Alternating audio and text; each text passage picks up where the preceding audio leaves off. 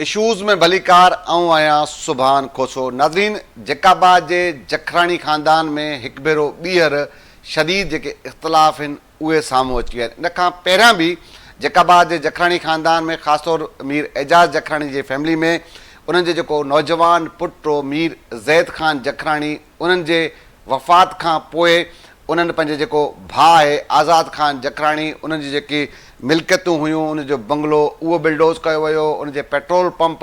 खे ड्रायो वियो ऐं बाद में फैमिली मेंबरनि जे ख़ानदान जे माण्हुनि जे विच में पवण खां पोइ इहो ज़ाहिरी तौरु सम्झियो वियो त हीउ जेको मामिलो आहे उहो ख़तमु थी वियो आहे। हिकु भेरो ॿीहर गुज़र राति जकाबाद जे इलाइक़े मौलादाद थाणे जी हद में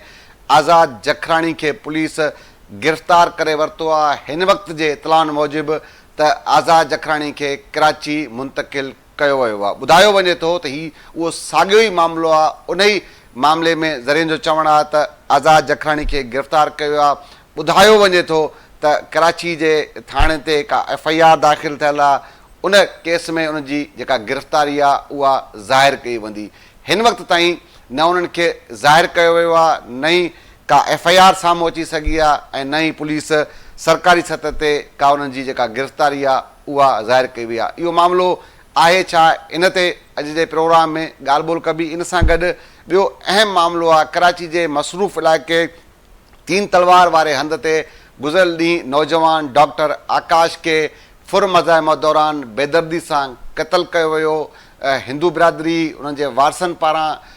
तीन तलवार ते धरणो लॻायो वियो। यकीन दहानी कराई वई त जेके कातिल आहिनि उन्हनि खे गिरफ़्तार कयो वेंदो। जामशोरो पुलिस जेको आहे त ॿिनि ॼणनि खे इन सॼे मामले में गिरफ़्तार कयो आहे। ॾेरकी वासी रामचंद ऐं सखर वासी सागर कुमार खे इन क़तल जे इल्ज़ाम में गिरफ़्तार कयो आहे। पर अञा ताईं जेके ॿिया जवाबदार आहिनि उहे अहिड़े ई मसरूफ़ तरीन इलाइक़े में कराची जिते तमामु घणियूं जेके सेफ सिटी जूं कैमराऊं लॻल आहिनि उन बावजूद बि सरेआम फुर्जी वारदात थी, जवाबदार फ़रार थी विया। अञा जेके इन केस में घुर्बल जेके ॿिया जवाबदार आहिनि उहा कराची पुलिस गिरफ़्तार न करे सघी आहे। इन मामले ते बि पंहिंजे प्रोग्राम में ॻाल्हि ॿोल कबी। असांखे वीडियो लिंक ते जॉइन कयो आहे परवेज़ अबड़ो साहिबु आहिनि असांजा रिपोर्टर आहिनि जकाबाद जा। अब्दुल्ला सोलंगी साहिबु असांजा क्राइम रिपोर्टर आहिनि कराची जा, उन्हनि बि असांखे टेलीफोन लाइन ते जॉइन कया। तव्हां ॿिन्ही जी महिरबानी। परवेज़ साहिबु, मां तव्हां ॾे ईंदुसि। हिकु त सभ खां पहिरियां हीउ ॿुधायो त पहिरियां जकाबाद पुलिस मञण लाइ तयारु न हुई त आज़ाद जखराणी खे असां गिरफ़्तार न कयो आहे। बिलाख़िर हाणे त उहो जेको आहे उनजी गिरफ़्तारी इहा त तस्दीक थी आहे त उहो गिरफ़्तार थी वियो आहे। गिरफ़्तारी ज़ाहिर अञा ताईं कराची पुलिस न कई आहे, न ई जकाबाद पुलिस। मामिलो आहे छा, कहिड़े ॾोह में जेको आहे त आज़ाद जखराणी खे ॿुधाइनि था त गिरफ़्तार कयो वियो आहे?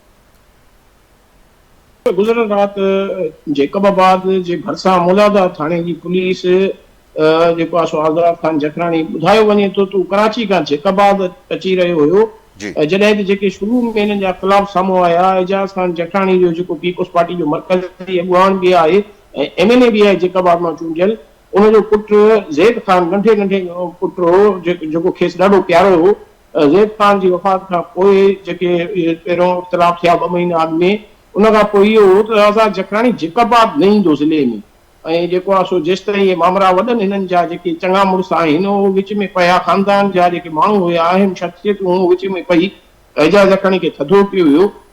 पर जीअं गुज़िरियल राति जैकबाद में इन थियो आहे, मौलादाद पुलिस उनखे रोकियो। उन खां पोइ SSP जैकबाद जो स्पेशल स्क्वाड आहे जंहिंजो इंचार्ज आहे तारिक तरीन, उहो उनखे गिरफ़्तार करे ऐं जेको आहे सो पुलिस अटालन सां राति जे ई पेट में उन आज़ाद ख़ान जखराणी खे कराची मुंतक़िल कयो वियो। मुंहिंजी साणस ॻाल्हि थी जेको आहे सो रात जो फोन रुगो SSP जैकबाबाद सां पहिरियां ॻाल्हि थी, उन पहिरियां नटायो पए त जेको आहे सो गिरफ़्तारी न थी आहे। उन खां पोइ जॾहिं कलाक रखी वरी मूं हुनखे फोन कयो त साईं इहे जेके आहे सो साम्हूं अचनि थियूं ॻाल्हियूं, ऐं ख़ानदान जा माण्हू जेके आहिनि सो फेसबुक ते सोशल मीडिया ते आया आहिनि, तव्हां कीअं इनकार कयो था? त पोइ हुनखे मञणो पियो। हुन चयो ई सम्झो त गिरफ़्तार थी चुको आहे। ऐं जॾहिं हुन खां पुछियो गिरफ़्तारी जो रीज़न, त हुन को बि रीज़न न ॿुधायो, कंहिं FIR बाबति न ॿुधायो। हुन चयो मूंखे आला जेको आला इख़्तियारनि जो हुकुम आहे त खेसि गिरफ़्तार करे कराची माण्हू वञे। तारिक तरीन सां मुंहिंजी ॻाल्हि थी त हुन पाण इन जी तस्दीक कई आहे त खेसि गिरफ़्तार करे रात जे पेट में सुबुह जो 5 वॻे ई कराची पहुता आहिनि कराची जे दरख्शां थाणे ते हिनखे उते मुंतकिल कयो वियो आहे। जेको आहे सो उन खां तारिक तरीन खां मूं पुछियो त दरख्शां थाणे ते भला छा को केस आहे छा, पर ज़रियनि खां हिन जी ख़बर पवे थी हिते जेकबाबाद में असांखे वधीक अब्दुल्ला क्राइम रिपोर्टर आहे कराची जो, उहो ॿुधाए तव्हांखे सघंदो त उते हिकु FIR हिकिड़ी थियल आहे, पर उहा जेको मशहूरु हिकिड़ो केस हो जेको मंशात जे 68 लॻी हुई उन बाबति थियल आहे। ज़रिया ॿुधाइनि था, हाणे उहा केतिरे हद ताईं सची ॻाल्हि आहे केतिरे हद ताईं न आहे उहा इन में असां नथा वञूं। हाणे अचूं था हिननि जे इख़्तिलाफ़नि ते। हाणे जीअं ज़ैद ख़ान जेको एजाज़ ख़ान जखराणी जो मासूम पुटु नौजवानी में उहो वफ़ात करे वियो, उन खां पोइ आज़ाद जखराणी जे ख़िलाफ़ जेको आहे सो बाहिबारी वई, इंतज़ामिया बाहिबारी ज़ाहिर आहे हिन टाइम सिटिंग MNA आहे, पीपुल्स पार्टी जो मरकज़ी अॻवान आहे, पीपुल्स पार्टी जो मरकज़ी क़यादत सां एजाज़ जखराणी हूंदो आहे, ऐं उन बाहिबारी उन खां पोइ पर एजाज़ जखराणी चयो त मां इहो न करायो आहे। पोइ ओचितो कीअं बाबर ख़ान जखराणी मरहूम जो एॾो सारो पुटु आहे, ही 3 भाइर आहिनि, हिकिड़ो भाइरनि जो फारूक ख़ान जेको आहे सो लाॾाणो करे वियो, त कीअं उहा बाहि ॿरी सघे थी जेसि ताईं इहे एजाज़ ख़ान न चए कंहिंखे त इहा बाहि नथी ॿरी सघे। उन खां पोइ नूरवाद ते प्रॉपर्टी जेकी बि हुई बंगले समेत, पेट्रोल पंप समेत, दुकान, आइस फैक्ट्री वग़ैरह वग़ैरह जेको बि हो उन जा ट्रांसफार्मर लाराए विया पहिरियों, पोइ उनखे क्रेननि ज़रिए हेवी मशीनरी ज़रिए जंहिंजी निगरानी SSP जेकबाबाद मौजूदा SSP जेकबाबाद ऐं डिप्टी कमिश्नर जेकबाबाद मौजूदा करे रहिया हुआ, वॾा पुलिस जा टाला उते मौजूद हुआ। उन खां पोइ जेके हिन जे घर जा मोतबर माण्हू हुआ,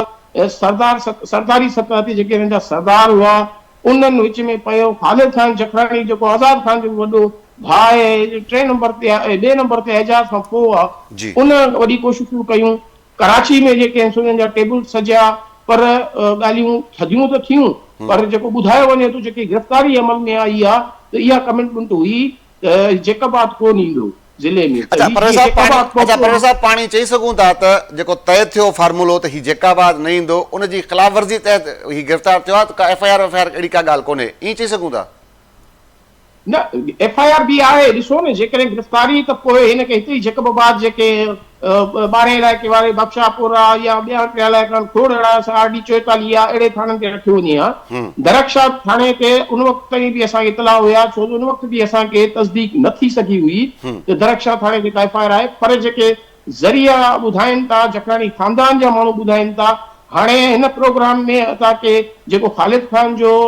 वॾो पुटु आहे मोहम्मद नवाज़ जखराणी, उन असांखे यकीन ॾियारायो। बिल्कुलु बिल्कुलु परवेज़ साहब, मुंहिंजी बि उन्हनि सां ॻाल्हि थी हुई, उन्हनि चयो त जेको आहे हू जेको आहे ज़ूम ते पाण सां जॉइन कंदा ऐं जेको आहे पंहिंजे प्रोग्राम में शामिलु थींदा। असांजी कोशिशि हुई त हू अचनि हा, हुनजी फैमिली मां को माण्हू हुजे हा त हू वधीक बहितर ॿुधाए सघे हा त भई आख़िर मामिलो आहे छा, छो हुनखे गिरफ़्तार कयो, पर उन्हनि आइन टाइम ते जेको पंहिंजो नंबर आहे उहो बंदि करे छॾियो आहे। हाणे ॾिसो न ऑफ द रिकॉर्ड ते इहे असां ॻाल्हाए नथा पाण में, छाकाणि त हू बि जेकबाद जा हुननि जो पंहिंजो सियासत वारी फील्ड आहे, असांजी फील्ड सहाफ़त वारी आहे। बिल्कुलु, पर इहे चवनि था यार ही जेको आहे न मामिलो तव्हां हिनखे असांजे तरफ़ न हलायो। हाणे तव्हांखे विच में हिकिड़ो यादि हूंदो जीअं हिननि जा इख़्तिलाफ़ थिया ऐं प्रॉपर्टी जेकी बि हुई आज़ाद ख़ान जी ठही हुई, उन खां पोइ हिकिड़ो वीडियो बयान जारी कयो ख़ालिद ख़ान जखराणी, त एजाज़ ख़ान जखराणी असांजे ख़ानदान जो वॾो आहे, असांजी क़यादत में आहियूं, पहिरियां मुंहिंजो वालिद साहिबु हूंदो मीर बाबर ख़ान जखराणी मरहूम, उनजी वफ़ात खां पोइ एजाज़ ख़ान असांजो वॾो आहे, उनजो हर कमु असांजे अखियुनि ते आहे। उहा असां KTN न्यूज़ शोबे में बि उहा असां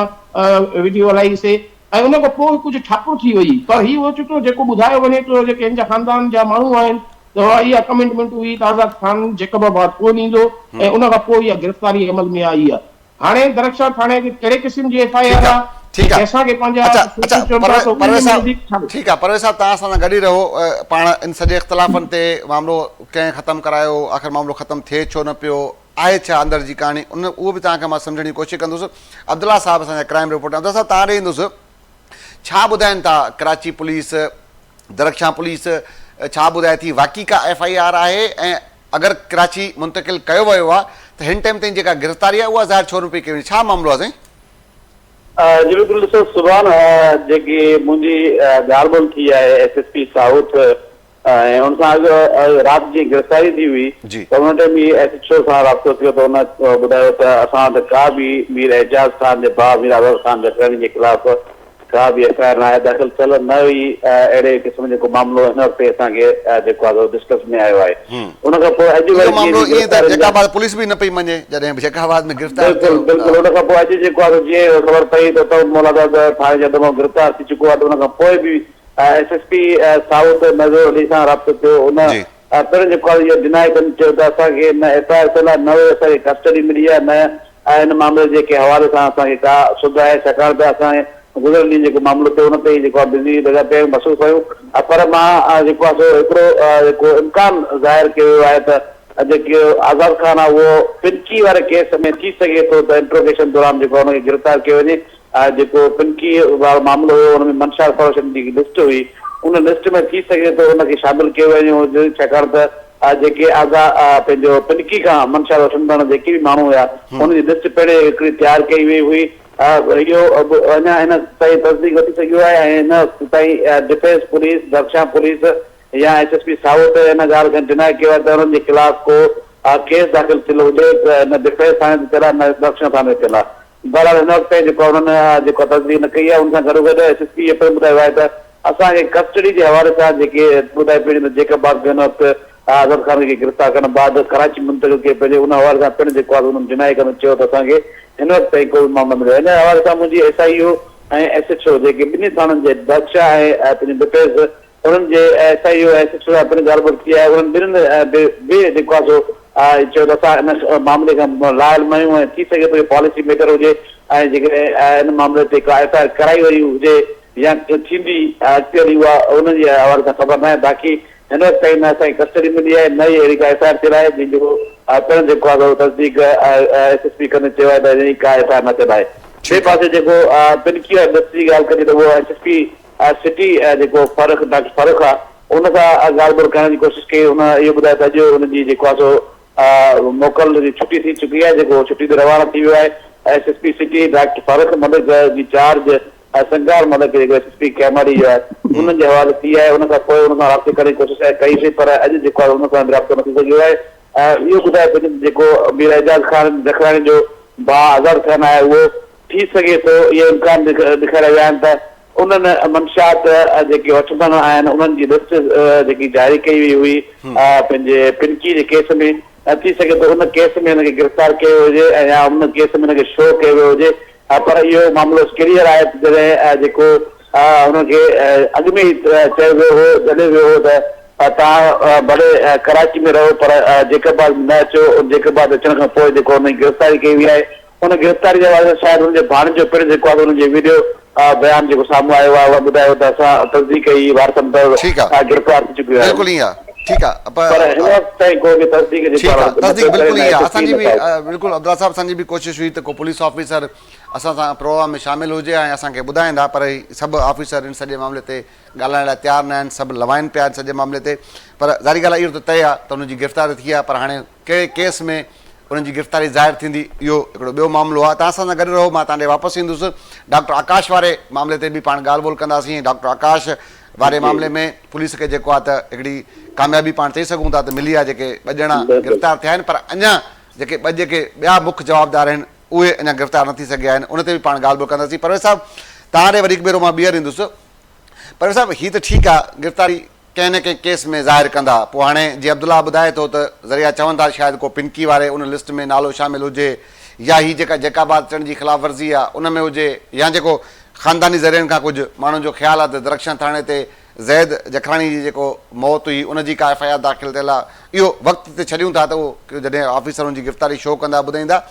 इख़्तिलाफ़नि ते अचूं था पहिरां हिकिड़ी ठापुर अची वई ऐं हाणे वरी हिकु भेरो ॿीहर हीउ सॼो मामिलो थियो आहे तॾहिं उथियो आहे जॾहिं मीर एजाज़ जखराणी साहिबु हिते न आहिनि मुल्क खां ॿाहिरि आहिनि उन्हनि जो जेको ॿियो भाउ आहे ख़ालिद ख़ान जखराणी उन्हनि जे लाइ बि ॿुधाइनि था हू बि मुल्क में न आहिनि तॾहिं हीउ सॼो मामिलो शुरू थियो आहे। आख़िर हीउ छा सम्झो था त हीअ अहिड़ी कहिड़ी ॻाल्हि आहे जंहिंजे करे हीउ मामिलो थधो थियण वारे पासे न पियो वञे ऐं हीउ मामिलो ॾींहों ॾींहुं जेको आहे त गरम थींदो पियो वञे ऐं अॼु वरी जॾहिं वञी करे मामिलो गिरफ़्तारी ताईं पहुतो आहे छा अंदरि आख़िर ॻाल्हि मां तव्हांखे इब्तिदाई तौर ते ॿुधायां न ही मामला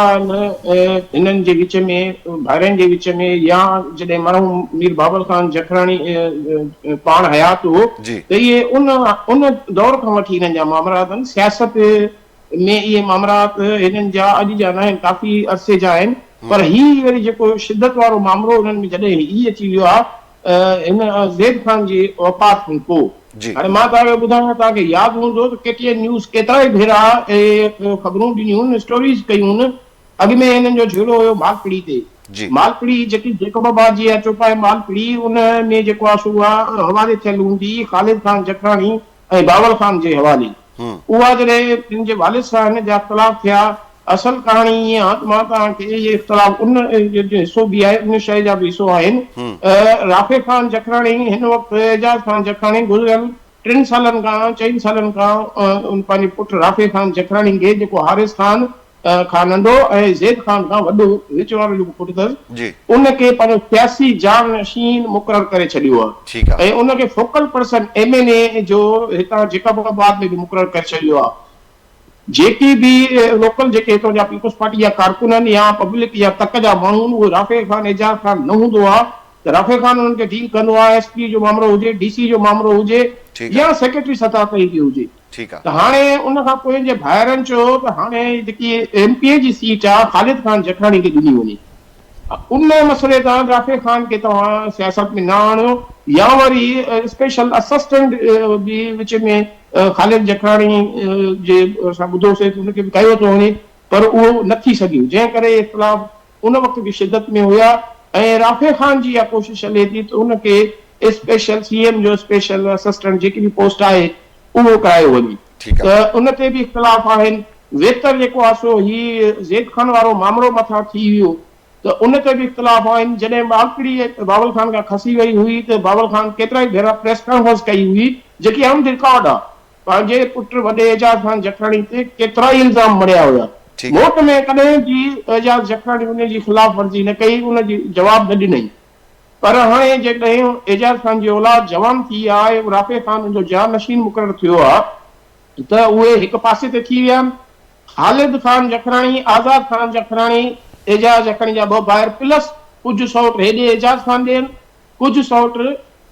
जेको आहे सो ख़ालिद ख़ान सां। हाणे जेको ही मामिलो थियल आहे, हिन ते ॾिसो तव्हां, इहो मोहम्मद नवाज़ जखराणी ख़ालिद ख़ान जो पुटु, उन हा कई ऐं वॾे वाक़े चयो त मूंखे इहो इन क़िस्म जो मौक़ो मिले। पंहिंजो हिकिड़ो वीडियो बयान जारी बि कयो आहे, जंहिंमें हुननि चयो त मुंहिंजे चाचे खे गिरफ़्तार कयो वियो आहे, सभु कुझु कयो वियो आहे। बयान में हुन क्लियर चयो आहे, पर ॾिसो जेके बि जेकॾहिं को एजाज़ जखराणी जो को सौट मासात मिट माइट को वीडियो बयान जारी बि करे थो, सॼो इहो इन मामले जो ज़िम्मेवार SSP जेकोबाबाद के पुलिस खे ज़ाहिर कनि था। एजाज़ ख़ान जखराणी जे लाइ पर्सनल कुझु नथा चवनि। गिरफ़्तारी ॾिसो एजाज़ जखराणी खां सवाइ SSP नथो करे सघे।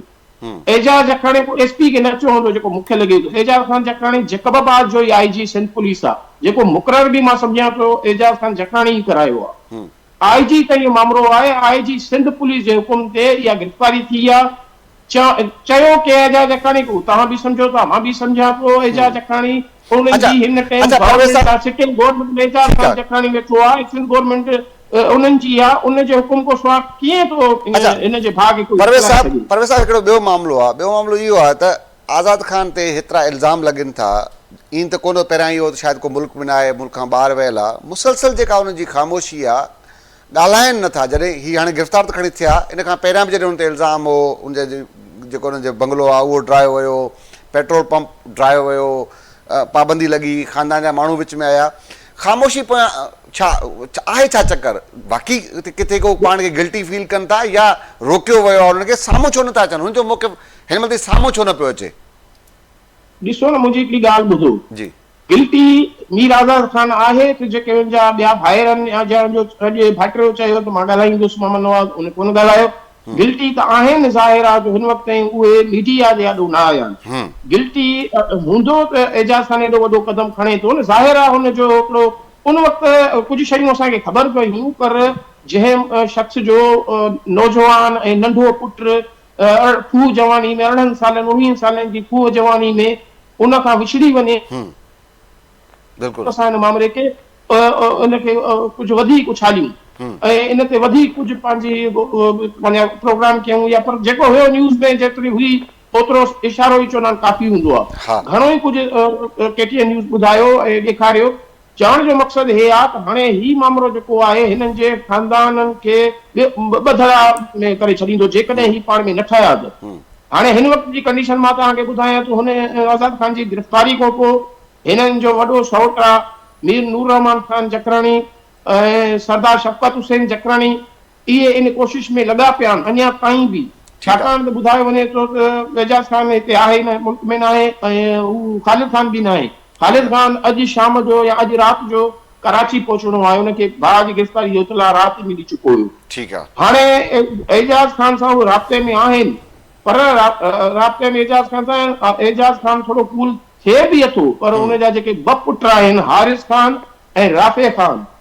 उहे चवनि था न ही असां सां हिन घणी कई आहे, ऐं ज़ेर ख़ान जो जेको फौत थियण आहे उहो हिन उन में ही मुलविस आहे। पोइ कहिड़े तरीक़े सां मुलविस आहे हाणे उहे त उहे ई ॿुधाए सघनि था जो एतिरो वॾो क़दम खयो वियो, पहिरियां प्रापर्टी ठाही वई, अॼु राति हुनजी गिरफ़्तारी थी आहे ऐं उहो जेकबाबाद खां मुंतकिल थी वरी दरख्शां थाणे ते हुनजी गिरफ़्तारी। हिकिड़े तरफ़ां रद्दमल त अचे थो न, एजाज़ जखराणी साहिब तरफ़ां पंहिंजी कावड़ जो इज़हार बि कयो वियो, लातालुकी उन्हनि जेका कई ज़ाहिर आहे उनमें उन्हनि जी कावड़ शामिल आहे, वरी कार्रवाई थी, उनजो बंगलो रहियो, तॾहिं बि माना इहो साबित थियो त भई एजाज़ जखराणी साहिब कावड़ियल आहिनि। पेट्रोल पंप जेको बिल्डोज़ थियो तॾहिं बि लॻे चई सघूं था त भई एजाज़ ख़ान कावड़ियल आहिनि। होॾां थधाई वारा जेके बयान आहिनि उहे साम्हूं अचनि पिया, ऐं साॻे टाइम ते आज़ाद ख़ान जो हिन टाइम ते को अहिड़ो मौक़िफ़ साम्हूं न अची सघियो, खणी ईअं बि थी सघे पियो जॾहिं कावड़ी मुंहिंजो जीअं ख़ालिद ख़ान जो हिकिड़ो मौक़िफ़ साम्हूं आयो त असांजे वालिद खां पोइ एजाज़ ख़ान जखराणी साहिबु असांजो वॾो आहे ऐं असां हुनजी सरबराही में कमु कयूं था, ईअं हुनजो बि बयानु अची सघे पियो, पर हुननि जो को अहिड़े टाइप जो को बयानु बि न आहे आयो साम्हूं हिन महिल ताईं खणी। हाणे मां तव्हांखे ॿी बि ॻाल्हि ॿुधायां जी, हिननि जे ख़िलाफ़नि सां हिननि खां हिननि जी जेकी सियासत जेकी हिननि खे गुज़िरियल 15-20 सालनि खां विरसे में या इक़्तिदार में अचनि था, हिननि खे ॾाढो नुक़सानु पहुचे थो, ख़ुसूसन मीर एजाज़ ख़ान जकराणी में नुक़सानु पहुची सघे थो। छो त सौट ऐं वेझा रिश्तेदार जॾहिं कावड़ियल हूंदा आहिनि इलेक्शननि में त पोइ इंतिहाई सियासी तौर ते नुक़सानु मिलंदो आहे। ठीकु आहे। एजाज़ ख़ान जखराणी हिननि जो वॾो बि आहे, मां त ईअं चवंदुसि एजाज़ ख़ान जखराणी खे बि इन में थोरी तकड़ न करणु खपे, वधीक हुननि जा ख़ानदानी मसइला आहिनि, पंहिंजा मसइला आहिनि, असां जेकी चवंदासीं उन में ॿियो जेको हुननि जो सियासी मुखालिफ़ हूंदो उनखे वॾो फ़ाइदो मिली सघे थो। पंहिंजे ख़ानदानी इख़्तिलाफ़नि खे जेकॾहिं एजाज़ ख़ान जखराणी चौधरी में वेही करे पंहिंजे वॾनि नंढनि सां गॾिजी वेही मसइले खे हल कंदो ऐं जेको गिल्टी धुर आहे उहा बि अची करे उन खां माफ़ी वठे, उन जे लाइ उहो बि मीडिया ते अचे त असां वाकई ग़लति हुयासीं या नथी अचे, बहरहाल उनखे इहो मसइलो जेकॾहिं घर में वेही हल करणु घुरिजे, जेकॾहिं इहो फैलियो त सियासी तौर ते बि नुक़सानु ईंदो, ख़ानदानी तौर ते बि नुक़सानु ईंदो। ठीकु आहे, ठीकु आहे। परवेज़ साहिबु तव्हां गॾु रहो, पाण वापसि अचां थो, मां तव्हां ॾे तव्हां खां कुझु ॿियो बि सम्झण जी कोशिशि कंदुसि। जेको आहे त अब्दुल्ला साहिबु तव्हां ॾे ईंदुसि, हीउ अहम मामिलो आहे जेको 3 तलवार ते पेश आयो, जंहिंमें नौजवान डॉक्टर आकाश खे बेदर्दी सां जेको आहे त क़तलु कयो वियो। उनमें पुलिस हिन वक़्त ताईं जेको ॿुधायो आहे 2 जवाबदार आहिनि, रामचंद ऐं सखरवासी सागर कुमार। हिकु त इहो ॿुधाइजो पुलिस छा ॿुधायो आहे, इन्हनि जी केतिरी इन्वॉल्वमेंट हुई डॉक्टर आकाश जे क़तल में, ॿिया जेके जवाबदार आहिनि उन्हनि जे लाइ पुलिस छा ॿुधाए, पुलिस उन्हनि ताईं पहुती आहे, उन्हनि जी का सुञाणप थी सघी आहे न थी सघी आहे, ऐं उहे छा ॿुधाइनि था पुलिस ऑफिसर, कॾहिं गिरफ़्तार थींदा उहे? जेको गिरफ़्तारी जो मामिलो आहे उहो जेको केस थियो आहे पंहिंजे साउथ ज़िले बहुत बेसन थाने में बिल्कुलु गुज़िरियल ॾींहुं जेको इहो मामिलो थियो, उन खां पोइ जेको अॼु गिरफ़्तारी थियूं, गिरफ़्तारी हवाले सां अञा ताईं पुलिस उनमें ख़बर न आहे छो हुनखे ज़ाहिर न पई करे या हुन बाबति छो न पई ॿुधाए, पर इहा कंफर्म थी चुकी आहे ॻाल्हि त उहो गिरफ़्तारियूं थियूं आहिनि। ऐं जेको मुंहिंजे एसपी सां राब्तो थियो हुन पहिरियों डिनाए कयो, हुन खां पोइ इहो चई त बिल्कुलु इहे जेके CCTV फुटेज में आहिनि, जेके कुर दौरान CCTV फुटेज वरिता विया, हुन खां पोइ हुनजी सुञाणप करे वई ऐं उन्हनि जी तहक़ीक़त हिन वक़्तु उहे गिरफ़्तार थी चुका आहिनि। SSP जामशर इहो कंफर्म करे चुको आहे, बाक़ी त जेकी गिरफ़्तारियूं आहिनि उहे अञा ताईं जेको आहे सो उनजे बाबति का बि ॼाण वधीक न पिया ॿुधाइनि। हिन हवाले सां SSP साउथ सां मुंहिंजी ॻाल्हि थी, मज़ूर खान चयो त हिन वक़्तु ताईं जेको आहे असां ॿुधाइण जेको नथा ॿुधाए सघूं, छाकाणि त असां वटि अञा ताईं इन मामले जो केस जेको आहे उहो दाख़िल न थी सघियो आहे। केस दाख़िल थींदो हुन खां पोइ असीं मुकमल तौर ते खुली करे तव्हांखे ॿुधाईंदासीं त केतिरी कार्रवाई थी आहे, पर हिन वक़्तु ताईं जेकी कार्रवाई जेकी SSP जामशर तरफ़ां कई वई आहे चई सघूं था त सिर्फ़ फ़िलहाल हिन वक़्त ताईं सिर्फ़ 2 जवाबदार जेके गिरफ़्तार थिया आहिनि, पर हेॾी सेफ सिटी जूं कैमराऊं आहिनि कराची जे उन इलाइक़े में जेके पुरमन हिकिड़ो इलाइक़ो सम्झो ईंदो आहे, साउथ ज़िले में बि अगरि अहिड़ी वारदात थिए उनखे केतिरा ई कलाक गुज़री वञनि जिते कैमराऊं लॻल आहिनि, हिकिड़ो तमामु जेको जदीद हिकिड़ो सिस्टम हुजण बावजूदि जवाबदार गिरफ़्तार न थियनि त छा सम्झो था त पोइ कराची जे ॿिनि इलाइक़नि में वॾो अलमियो ऐं वॾी ॻाल्हि आहे कराची जे पोश इलाइक़नि ख़ासि तौर ते डिफेंस क्लिप्टन में जिते मुकमल तौर ते तव्हां जेकॾहिं रांग वञो था त तव्हां वटि घर ॾे चालान पहुची सघे थो पियो। त न सिर्फ़ु सेफ सिटी कैमराऊं पर इहे ई चालान जूं कैमराऊं पिणु जेको आहे हुन ते रैकी कंदी पियूं तव्हांखे ऐं हुनखे तव्हांखे नज़र रखंदी। अहिड़ी तरह जेको आहे सेफ सिटी जी वॾियूं वॾियूं कैमराऊं आहिनि, पर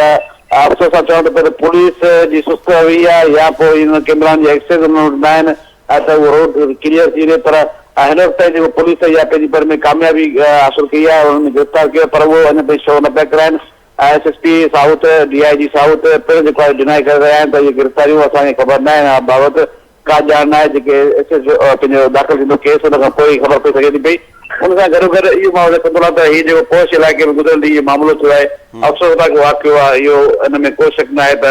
जेको डॉक्टर आकाश हिकु तमामु नौजवान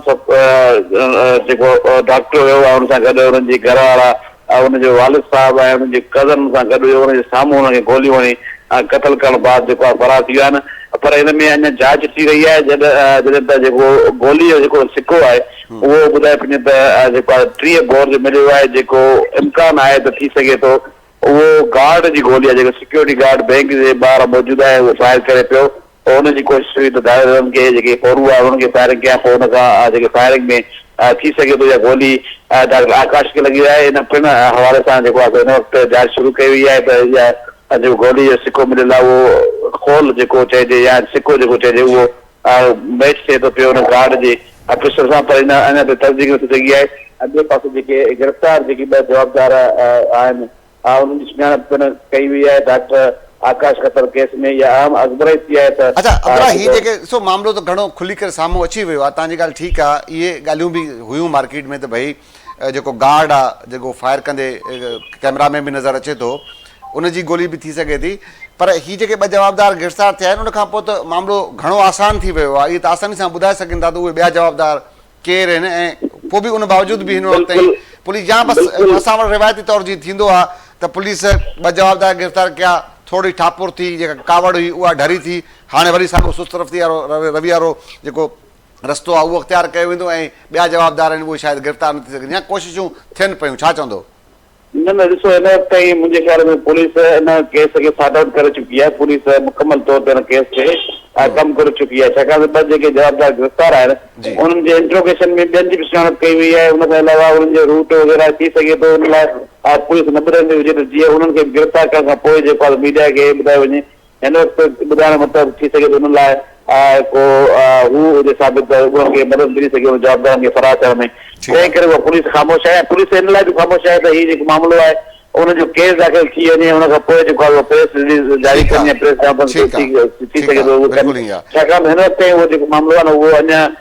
ॾुख ऐं अफ़सोस में आहिनि। हुनजी फैमिली पूरी फैमिली अञा थाणे ते न पहुती आहे, इन मामले जो केस दाख़िल न थियो आहे। अञा अॼु जेको आहे सो डॉक्टर आकाश जी चिता खे जेको आहे उते अंतिम संस्कार कयो वियो। हुन खां पोइ हिन वक़्तु जेको आहे उहो वारस पहुता पोइ हिते ताज़ो वसूल करण लाइ हुते पहुतल न अञा ताईं पुलिस सां जेको आहे राब्ते में न अची सघिया आहिनि, तंहिं करे पुलिस बि हिन में ख़ामोश आहे त जीअं उहे बि वापसि अचनि ऐं हुन खां पोइ जेको हिननि जे गिरफ़्तार जवाबदार हुननि इंट्रोगेशन करे जेके 2 जवाबदार फरार थियनि उन्हनि गिरफ़्तार करण असांजी इहा उमेद हूंदी त पुलिस जीअं ही 2 जवाबदार गिरफ़्तार कया आहिनि त डॉक्टर आकाश खे जेके बेदर्दी सां क़तल कयो वियो आहे उनजा जेके